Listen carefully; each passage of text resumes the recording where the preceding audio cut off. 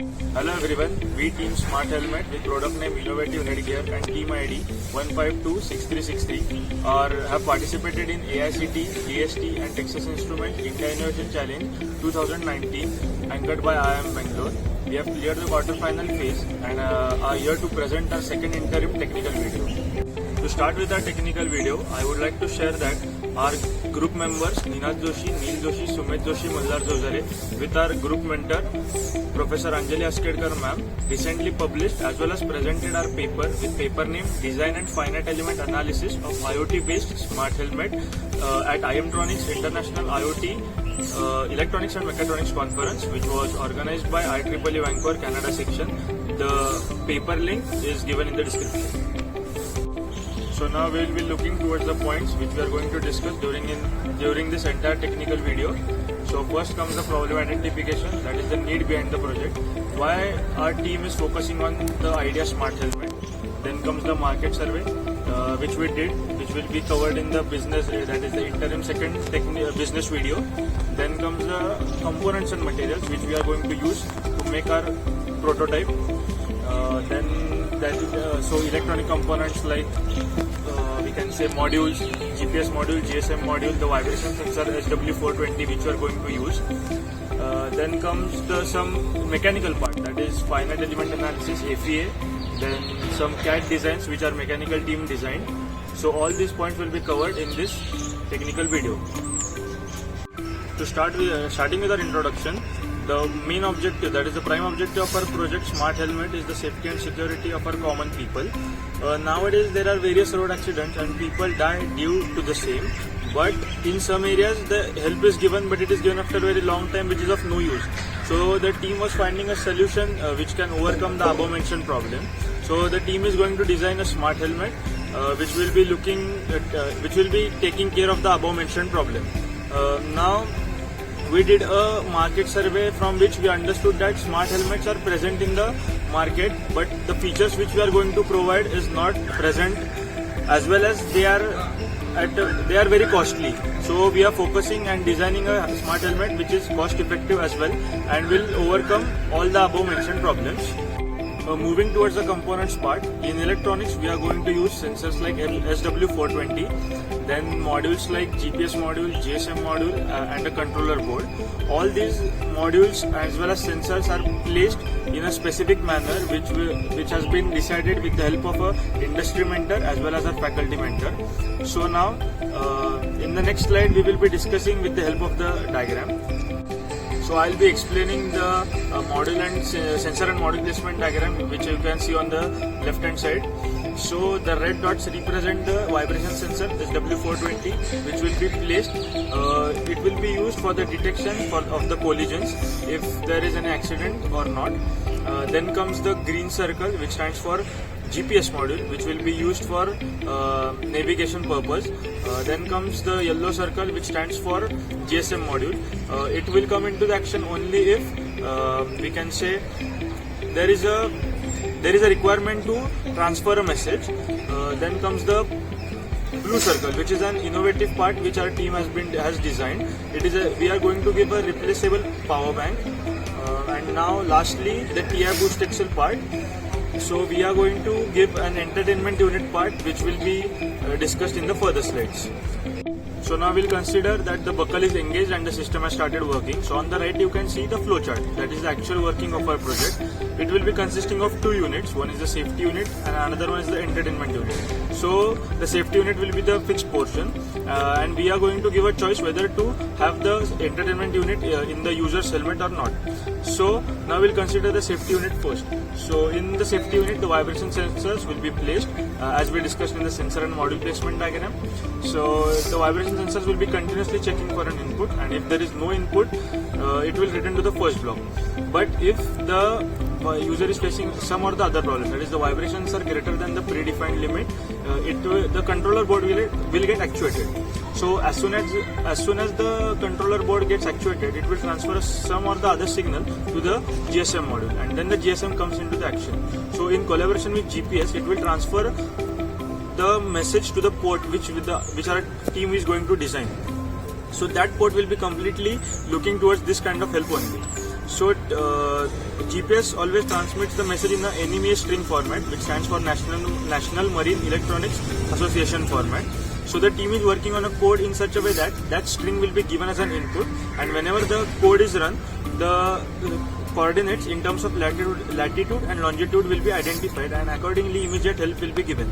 So this is the basic idea of our safety unit. So, and on the right you can see the entertainment unit part, in which we are going to give entertainment features like play songs, or we can say receive calls, etc.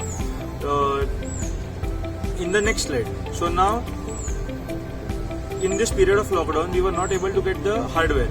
So the team decided not to waste time and to work over the virtual platform. So we have designed the basic system on the Proteus platform and have the simulations done in the same way, in which the actual hardware will be implemented. So on the left at the bottom you can see the message, how actually this is an example of message that will be transmitted to the port. So you can have a look. Now let's take a look at the mechanical components of our helmet. The outer shell is made up of polycarbonate. The polycarbonate are strong, stiff, hard and tough transparent engineering thermoplastics that can maintain rigidity up to 140 degrees centigrade and toughness down to -20 degrees Celsius, or in special grades even low. The material is amorphous and thereby it displays excellent chemical properties and physical properties, and also displays high dimensional stability. It is thermally resistant up to 135 degrees Celsius, and also it is rated as slow burning. Special flame retardant grades also exist which pass severe flammability tests. APS liner, expanded polystyrene. It is a white foam plastic material which is produced from solid bits of polystyrene. It is energy efficient and it is energy saving. It is thermally resistant and insulated. It is chemically inert. It has bacterial resistance. It is cost effective, and also it has excellent impact stability and dimensional stability. Third is comfort liner. For comfort liner, we have used polyurethane foam. It has resistance to water, oil and grease. It has excellent electrical properties. It has wide resiliency range. It has strong bonding properties. It also has performance in harsh environments. It is mold and mildly fungus resistance. Color ranges, there are various color ranges available for this particular comfort liner, and also its manufacturing process is economical.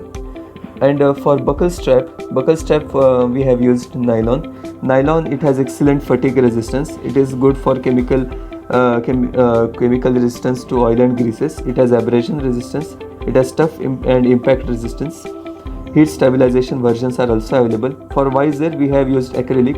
Acrylic is widely used because it makes an excellent alternative to glass, being weatherproof, lighter, stronger and safer, whilst providing sized glasses like assets such as clarity, brilliance, translucency, etc. And again it is a more cost effective material. Rubber padding. For rubber padding we have used vulcanized rubber. Rubber is used for vibration and shock insulation. Vulcanization gives rubber its characteristic elastic quality. This process is carried out by mixing the latex with sulfur and other vulcanizing agents such as selenium and tellurium. We have the FEA simulations. Bed models were imported into the ANSYS environment for the FEA. A tetrahedral mesh was used for the analysis. So in the first iteration, according to the BIS standard for helmet testing, a 19.5 kN load was applied to the top portion of the helmet by fixing the bottom padding. In the second iteration, the same load was applied to the side portion of the helmet by fixing the bottom padding. In both the cases, the maximum deformation value, which is 16.223 mm and 9.032 mm, were within the acceptable BIS limit of helmet testing, which is 6 to 24 mm. So this is the stress and strain analysis for the second iteration. The maximum stress value is 157.28 MPa, whereas maximum strain percentage is 4%, which is quite safe and acceptable. The dynamic analysis was also carried out. The helmet was made to hit a concrete block at a speed of 10 meters per second, and the maximum stress value was recorded. This value, that is 2.95 GPa, is quite acceptable and is in the limit given in one of the research papers on this topic. As we are planning to place various sports in the city, our first step was to get some more information on certain areas of the city, so as to prioritize where we will be placing our first sport. So we tried adapting the new tactics of AIML. So we circulated a survey form, and till now we have received up to 250 to 300 data samples. In the survey form we asked questions like the age, the gender of the people, whether they use the helmet, the area which they live in, and if they have been a part of or if they witnessed accident while traveling. To start with machine learning, the first step of machine learning is the data gathering process, that is the data pool generation. So our team has actually started the work of data gathering as we are circulating a survey form through which we are knowing the actual parameters to generate a data set. Then comes the data cleaning process, which removes the null spaces, or we can say unnecessary values. On the screen you can see two screenshots of the data set.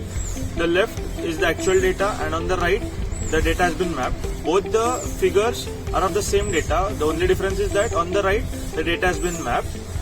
So now on the next slide, as you can see, the screenshot is of feature importance. So we are planning to use random forest classifier as our first machine learning model. So in which the unique part is that it gives the model let us know that what actual parameters are important. The actual parameters we got from model, that is the main important parameters are the time, then comes the area, then comes the traffic condition in that particular area, and lastly whether the user wears his helmet or not. So according to the model, these are the four main parameters that are to be passed for better accuracy.